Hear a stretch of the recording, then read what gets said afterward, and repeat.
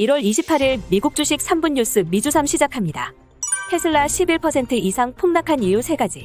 현지 시간 27일 테슬라는 양호한 실적 발표에도 11% 이상 폭락하며 829.1달러의 거래를 마쳤습니다.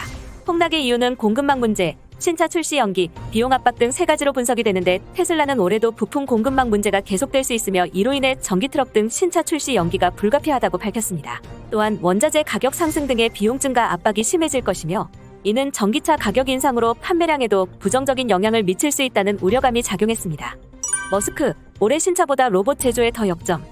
27일 CNBC에 따르면 일론 머스크가 올해 신차 모델을 생산하는 것보다 휴머노이드 로봇 개발에 더 역점을 둘 것이라고 밝혔습니다. 테슬라는 작년 8월 인공지능을 장착한 휴머노이드 로봇 옵티머스를 만들겠다고 발표한 적이 있습니다. 머스크는 옵티머스 로봇은 시간이 지나면 전기사 차업보다 더 중요해질 잠재력이 있다고 생각한다고 언급했습니다. 애플, 분기 사상 최대 매출, 공급망 개선. 애플이 공급망 차질과 코로나19 여파에도 불구하고 분기 기준 사상 최대 실적을 올렸습니다. 현지 시간 27일 발표한 실적 공시를 통해 지난해 4분기 매출이 전년 동기 대비 11% 증가한 1239억 달러를 기록하며 예상치 1186억 6천만 달러를 상회하였고 주당 순이익도 2.1달러로 전년 동기 25% 증가하며 예상치 1.89달러를 상회했습니다. 애플, 아이폰 직접 결제 시스템 추진. 블룸버그 통신은 애플이 별도의 장치 없이 근거리 무선 통신, NFC 기술을 활용한 아이폰 직접 결제 서비스를 기획 중이라 보도했습니다. 애플은 캐나다 핀테크 업체 모비웨이브와 함께 1억 달러를 들여 아이폰 자체를 단말기로 활용해 신용카드를 기기에 직접 접촉하는 방식의 결제 기능을 준비 중이며 이를 통해 비접촉 결제 서비스 부문을 선점하고 있는 블록과 기존 판매 정보 관리 시스템 포스기 시장에 큰 영향을 미칠 것으로 내다봤습니다. 넷플릭스 리틀 버핏 에크먼 대량 매수로 8% 폭등.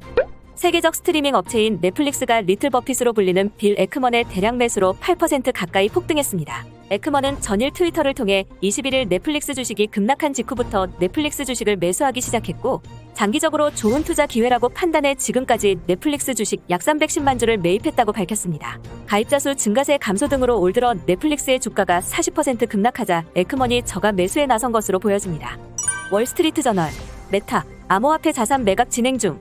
26일 옛 페이스북인 메타 플랫폼스가 이끌었던 암호화폐 컨소시엄이 자산을 매각하고 있다고 월스트리트 저널이 보도했습니다. 메타가 2019년에 세운 DM 어소시에이션이 실버게이트 캐피털이라는 은행의 기술을 매각한다는 소식입니다.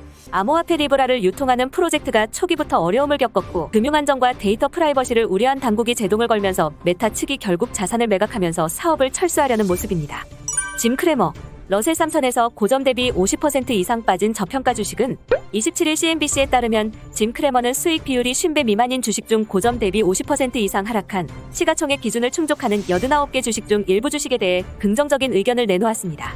그는 전자상거래 플랫폼 관련주인 애쉬, 금융 핀테크 기업인 업스타트 홀딩스, 미 소매업체인 콜스, 의류기업인 리볼브 그룹 등을 언급했습니다. 캐시우드 고전, 아크 인베스트 하락 베팅 ETF 자금 급증. 27일 밸런스가 성장주 투자의 대표주자인 아크 인베스트의 ETF의 하락에 베팅하는 금융상품에 돈이 쏟아져 들어오고 있다고 보도했습니다. 지난 9일 터틀 캐피털이 출시한 터틀 캐피털 쇼트 이노베이션 ETF는 지난 25일 하루에만 9,200만 달러의 신규 자금이 유입됐습니다. 펀드 총규모는 3억 3,400만 달러로 늘어났습니다. WTI 0.9% 하락, 강해진 리스크 오프 심리. 뉴욕 상업거래소에서 3월물 서부 텍사스 산원유 가격은 전장보다 0.74달러, 0.9% 하락한 배럴당 86.61달러의 거래를 마쳤습니다.